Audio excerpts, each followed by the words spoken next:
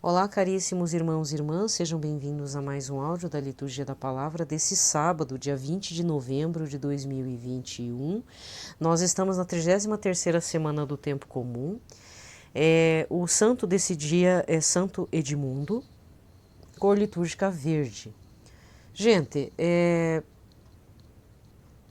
a gente tá talvez com... Não é pitaco, é só uma observação. A gente acha que tá meio assim, com aquela sensação 2020 não terminou, né?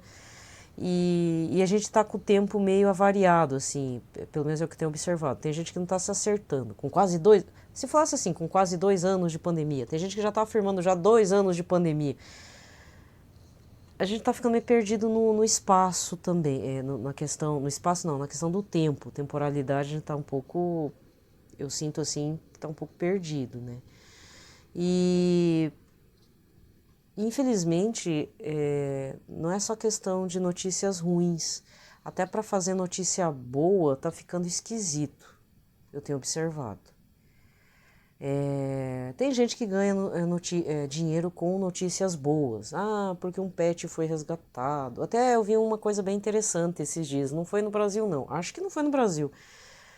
Um pastor alemão foi, acho que, atropelado, perdeu uma patinha da frente, ficou com 3. Só que é um pastor alemão já grande, né?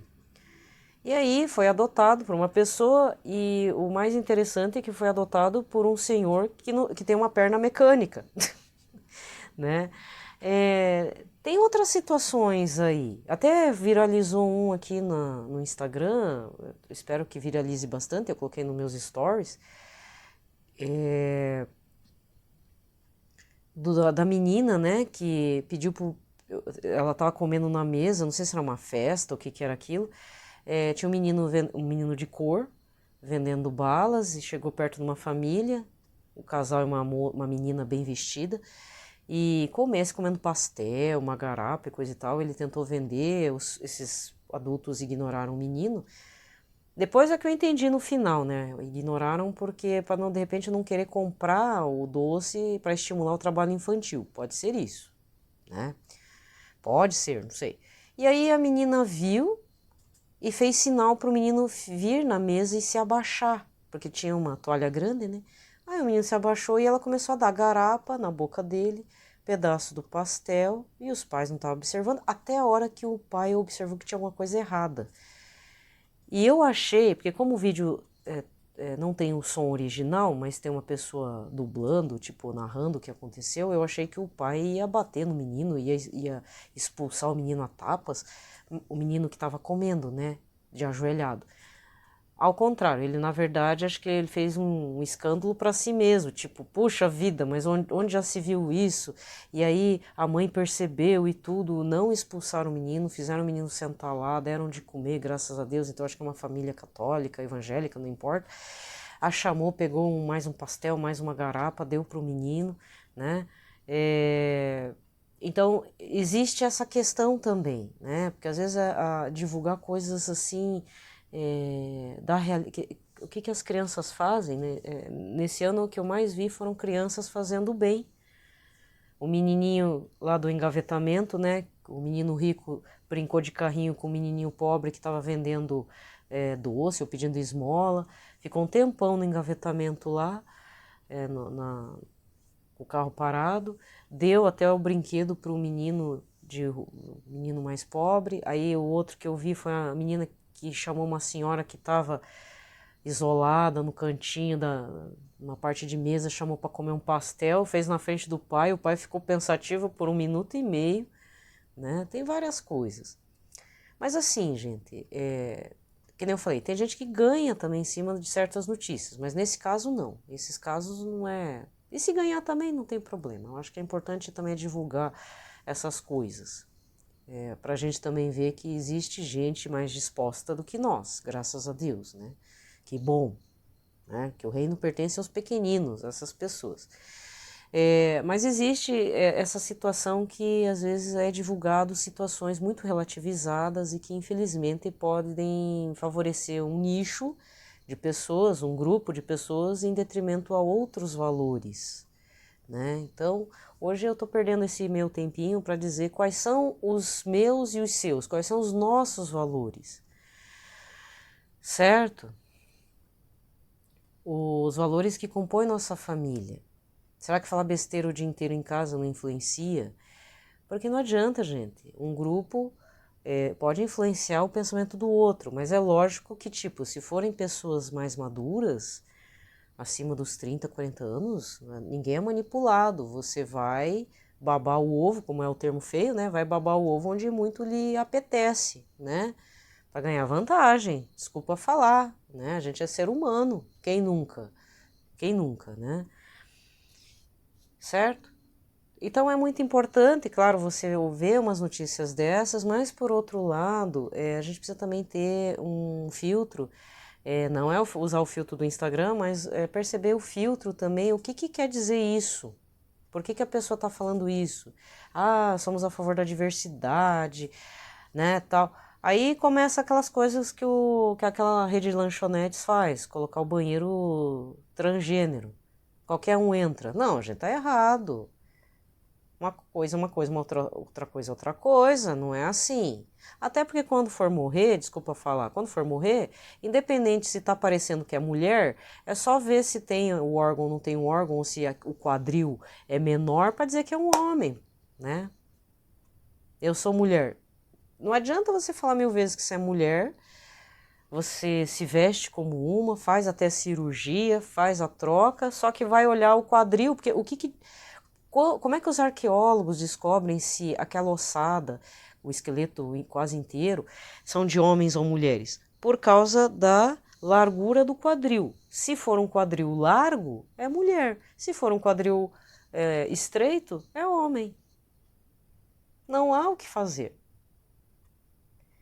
Né? E não é isso que vai definir a nossa identidade perante Jesus.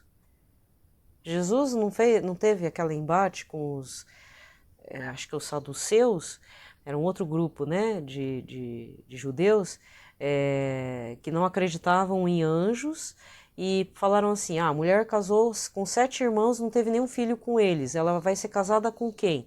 Aí Jesus fala, não, quando chegar lá no reino dos céus, ela vai ser como anjos. Vocês é que estão com malícia no coração e na cabeça, né? Não é isso que vai definir a nossa alma. Às vezes você vê uns livros de autoajuda, de coisa da nova era, a alma feminina, a alma masculina, vamos florescer a alma, não sei o quê. O máximo que você vai florescer é o teu espírito, o máximo. E ainda assim pode virar um espírito ruim ainda, né? Devido ao péssimo coração e ao mau caratismo, né? Que hoje todo mundo tá passando pano para o mau caratismo, eu mesma, né? Vergonha na minha carinha, sabe? Bom, esse é o pitaco do dia, tá? Ficou meio confuso, né? Mas é que eu tenho visto muita notícia que se diz boa, mas tem um lado meio perverso aí. Diante do relativismo, diante de umas coisas nada a ver, entendeu? E não adianta enfiar na nossa cara. Eu, pelo menos, não como mais nesse restaurante, nessa lanchonete, faz muito tempo. Até porque aquele hambúrguer vicia. Eu já fiz a experiência de comer um período de 1 semana naquela lanchonete, porque eu trabalhava em shopping. Horrível, horrível. Uma sensação de vício horrorosa, assim. Então eu evito muito de ir lá. E agora com esse papo de banheiro transgênero, agora que eu não entro mais, né? Você já pensou a mãe de uma criança pequena levar num banheiro e de repente entra um travesti? Não estou criticando o travesti, mas ou entra um homem junto, 2 homens, não é? Esquisitíssimo, entendeu? Não é porque tem a portinha fechada, não. Tem as questões também, várias situações aí. Eita, complicadíssimo, tá? Bom, falei. Até para notícia boa temos que fazer um filtro, né?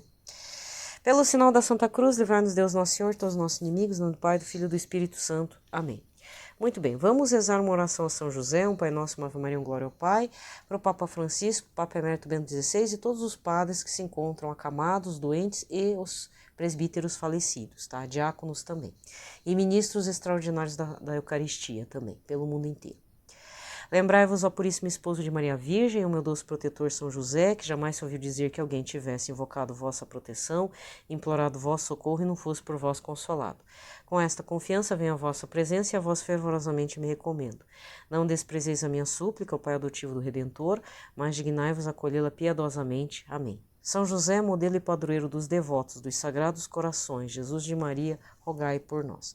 Pai nosso que estais nos céus, santificado seja o vosso nome, venha a nós o vosso reino, seja feita a vossa vontade, assim na terra como no céu. O pão nosso de cada dia nos dai hoje, perdoai-nos as nossas ofensas, assim como nós perdoamos a quem nos tem ofendido. Não nos deixeis cair em tentação, mas livrai-nos do mal. Amém. Ave Maria, cheia de graça, o Senhor é convosco, bendita sois vós entre as mulheres, bendito é o fruto do vosso ventre, Jesus. Santa Maria, Mãe de Deus, rogai por nós, pecadores, agora e na hora de nossa morte. Amém. Glória ao Pai, ao Filho e ao Espírito Santo, como era no princípio, agora e sempre. Amém. Antes de começarmos a liturgia de hoje, vamos lembrar o evangelho desse domingo, Marcos 13, versículos 24 a 32, tá? E agora vamos para a liturgia do dia. A primeira leitura é primeiro a Marcos, capítulo 6, versículos de 1 a 13.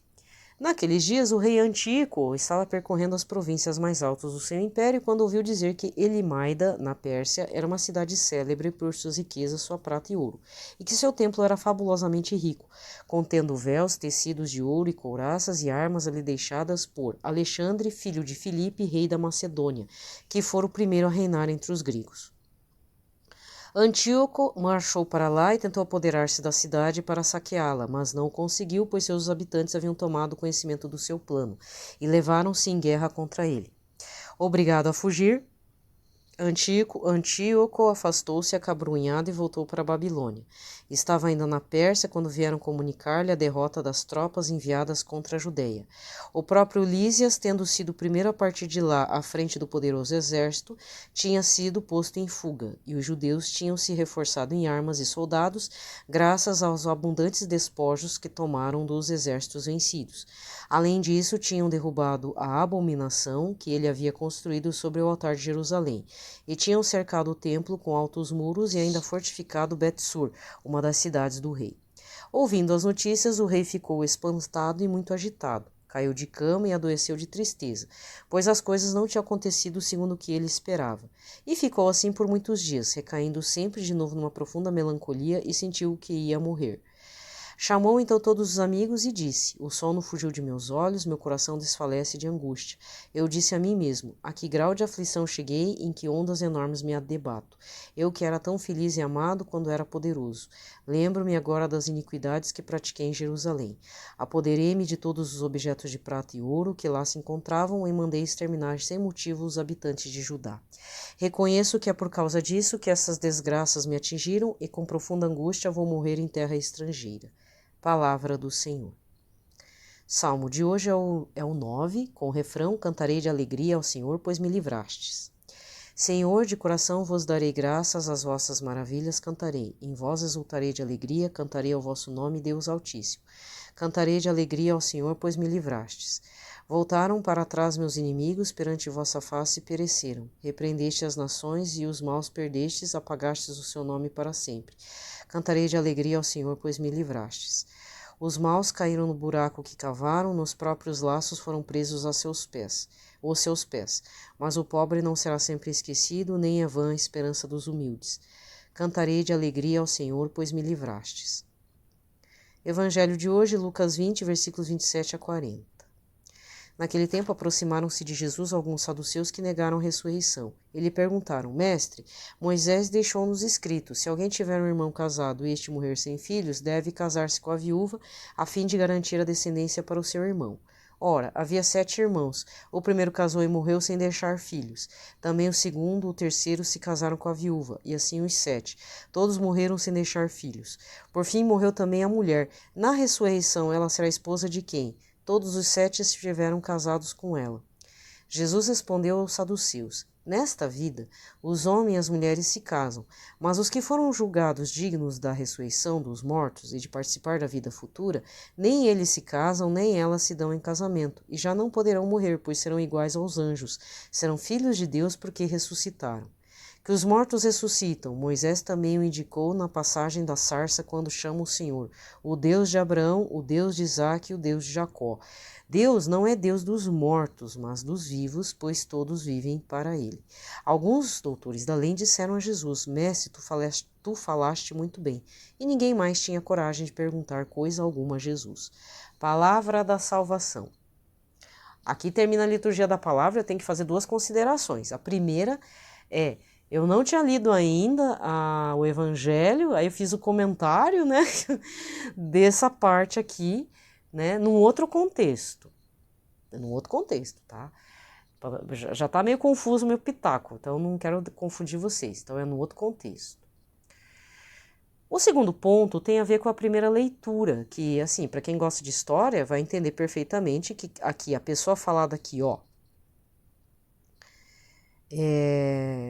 que é primeiro a Macabeus, capítulo 6, o versículo 1. O rei Antíoco estava percorrendo as províncias mais altas do seu império quando ouviu dizer que Elimaida, na Pérsia, era uma cidade célebre por suas riquezas, sua prata e ouro, que seu templo era fabulosamente rico, contendo véus, tecidos de ouro e couraças e armas ali deixadas por Alexandre, filho de Filipe, rei da Macedônia.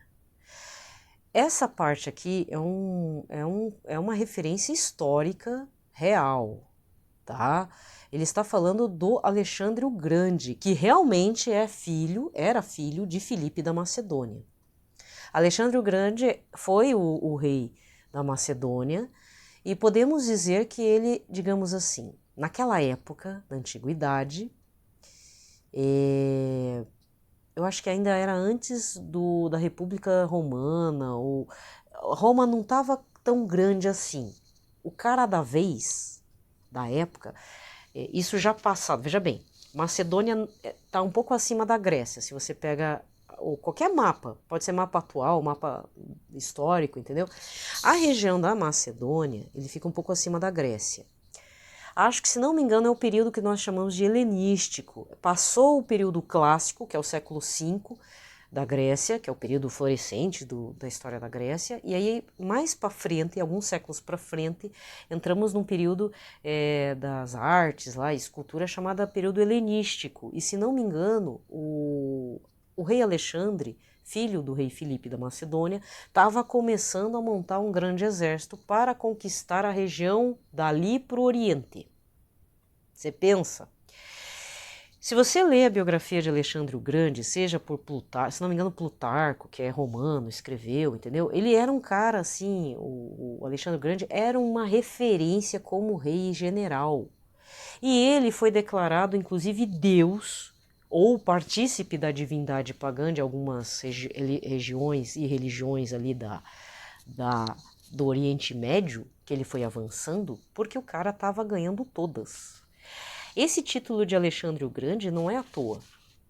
Porque se for fazer um comparativo bem sem noção, eu falo sem noção porque é sem noção mesmo, um comparativo com o Jornada nas Estrelas do Capitão Kirk, que esse é o primeiro capitão da nave da Frota Estelar, qual que é a frase de abertura das vinhetinhas lá, da série clássica? Você só vê uma ou duas, você já vai entender. Quando nós formos a lugares, a partes do universo onde nenhum homem foi. Nenhum homem foi. Isso o Capitão Kirk falando na vinhetinha. Quando faz a abertura de qualquer episódio da série clássica. Você não precisa ver a série clássica, mas se você quiser matar à vontade, você que tem um canal de streaming ou você quer ver, provavelmente tem essa vinheta rolando por aí. Ele fala muitas coisas assim, mas tem que ser a vinheta, não é a abertura de cada episódio, não. É na vinheta que fala que fomos onde nenhum homem jamais imaginou, uma coisa assim. O Alexandre o Grande, ele é o cara que mais se aproxima disso. Ele foi para regiões onde nenhum homem do Ocidente havia ido. E detalhe, isso é falado no filme, existe o filme Alexandre, acho que é Alexandre. Eu não me recordo quem que é o nome do ator que fez, mas tem a mãe dele como Angelina Jolie. E aquele cara lá do Top Gun, lá, não é o Tom Cruise, é o pai dele é aquele ator que perdeu a voz, Val Kilmer. Tadinho, eu já nem sabia, Val Kilmer tá com câncer na garganta, meu Deus. Era um homem tão bonito, né? Tadinho dele, tá doente, tá vivo, tá? Então, só que assim, esse filme, desculpa falar, é um porre, gente. Mas pra você quiser entender um pouquinho, você que não tá muito afim de ler as obras do Plutarco e tal e coisa, pode ver o filme. Até porque o começo do filme, segundo um professor de história, um antigo professor meu, da faculdade, ele fala que aquele começo de abertura, que ele tá correndo no meio do exército dele lá, e fora as formações das colunas macedônicas, né, que é uma formação de guerra. O que é a coluna macedônica? Que também é usada na Idade Média como força tática, assim, lá dos exércitos lá. São vários soldados que se aglutinam, ficam bem próximos e abaixam as lanças. Ali é chamada colunas macedônicas. É uma criação do Alexandre o Grande. É uma tática de guerra. Fica que nem um efeito porco-espinho, né? Se o cara vir com tudo, com espada e tudo, tem uma formação de homens bem aglutinadinho, bem juntinho, com as lanças abaixadas. O máximo que vai acontecer é os primeiros morrerem das fileiras, mas os outros do meio vão enfiar a lança no pescoço do outro. Né? Então o começo do filme é bem interessante, porque tem essa tática de guerra lá e dá nome, inclusive, de uma tática usada só e exclusivamente na época, e depois se passou de geração em geração, as famosas colunas macedônicas. Tá? Diz o meu professor que aquela cena, se não me engano, acho que está na biografia de Alexandre, uma referência que Plutarco fez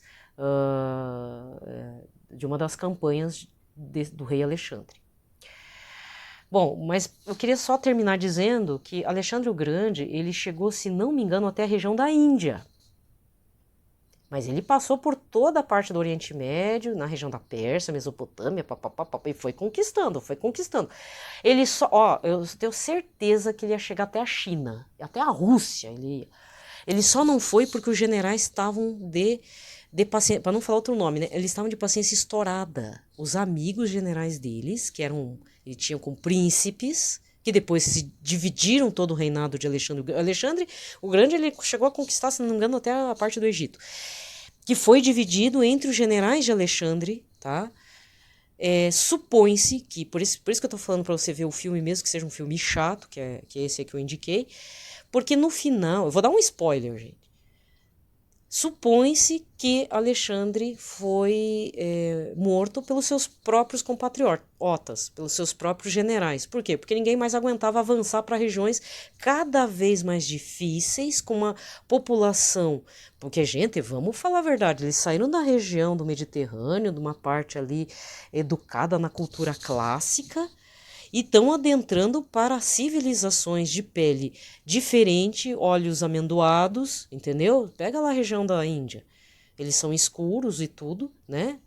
E ainda com corpos pintados, com roupas diferentes, com religiões e ídolos diferentes, com táticas de guerra diferentes. Se você pega alguns materiais didáticos do ensino médio e ensino fundamental, eu nunca vou esquecer. Tem uma representação da iconografia persa. Sem brincadeira, gente, parece que eu tô vendo uma representação da China, porque os persas tinham os olhinhos tudo fechadinho, tudo miudinho, e tem uma representação da época de Alexandre, um pouco mais, seja um século depois da morte de Alexandre o Grande, ele montado num elefante indiano, porque na Índia já se usava os elefantes como carro de guerra, entendeu? Como um animal, não só de tração animal para agricultura e tudo, mas principalmente para o uso em guerra. Então, tu já pensou? O cara foi até lá e ele ia para mais longe. O cara tava obcecado, ele tava pior que o Capitão Kirk. Ele ia encarar até um buraco negro na face da Terra. O homem estava conquistando tudo, estava sendo chamado, estava sendo fazendo parte de vários rituais religiosos, porque o cara já era considerado um deus na Terra, né? Certo? Então, quando eu li isso aqui, se você sentiu que era o Alexandre o Grande, é só isso que eu queria dizer, não precisa adentrar muito. Mas é ele mesmo, ainda mais quando fala que ele é filho de Filipe, da Macedônia. Quando fala, fulano é filho do Beltrano, Cicrano e tal, é porque na época tinha que dar nome aos pais, avós e tudo, para dizer de onde que vem a descendência. É a maior segurança que tem para dizer quem que era o tal do Alexandre. tá? Então, se você gosta de história, gosta de arqueologia, mas principalmente essa parte técnica de guerra, Alexandre o Grande foi o grande estrategista, general, rei poderoso mesmo, dominou na base da porrada, desculpa falar assim, mas na base da força mesmo, muitas civilizações, casou com um monte de mulher para poder fazer conchavo político, tá? E se não me engano não deixou herdeiro. Os herdeiros foram quem? Os generais de Alexandre, que aí dividiram tudo que Alexandre o Grande conquistou entre si. Olha como é que é o troço. Não é certeza de que Alexandre o Grande foi assassinado, mas ele morreu no meio do caminho de uma outra conquista, tá? Isso é certeza, ele morreu. Era isso. Não sei se vocês gostam, né, das coisas que eu falo, mas é para dar um contexto histórico, tá? Então, se tem gente que está me ouvindo aqui, eu duvido, porque quem está me ouvindo aqui é para ser uma pessoa que, pelo menos, também acredita que a Bíblia, além de ser a palavra de Deus, ele tem um fundamento histórico. A Bíblia não é meramente um apanhado de coisas. Quer dizer, lógico, alguns livros, seja do Pentateuco ou não, ali do Novo Testamento e tal, alguns podem estar com um problema de cronologia, porque a gente também está lidando com uma pessoa que está fazendo a narrativa, mesmo inspirado sob o Espírito Santo, que vai ter essa falha humana, não vai estar 100% na cronologia, entendeu? Ah, porque, sei lá, o rei Nabucodonosor. Tem vários reis Nabucodonosores, entendeu? Na história da Mesopotâmia. Mas, de qualquer forma, muitas coisas ali, ele tem um registro histórico. Entende? E a gente não pode também achar que tudo é conto da carochinha, porque tem gente que acha que a Bíblia é um conto da carochinha. Não é assim. Então, se você chegou até o meu canal aqui de áudio da Liturgia da Palavra, primeira coisa, a Bíblia ele tem a parte de revelação como Espírito Santo, com o Espírito Santo, o Espírito de Deus, para nos orientarmos, mas também tem o registro histórico em vários momentos, e isso é corroborado, que nem aqui. Aqui é corroborado. Não dá para dizer também que o rei Saul, o rei Davi nunca existiram. Não, eles devem ter existido. Em qual momento?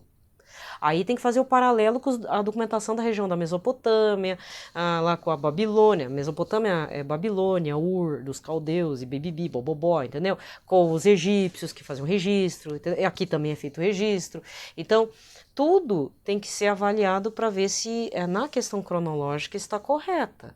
Mas aqui há uma confirmação real de que no tempo de Alexandre. Então, aqui está se falando após o período helenístico. Porque o Alexandre está no passado, né? O Alexandre está no passado. E ele era mais ou menos essa época do período que eu chamo de helenístico por conta da cultura grega, lá que há uma transformação na escultura, não sei o quê, papapá, entendeu? Na cultura grega, Macedônia, tanto o rei Filipe quanto o Alexandre o Grande estudaram nas escolas do pensamento clássico, beberam, são conhecedores, né, dessa parte, e belicosos, né, conquistadores.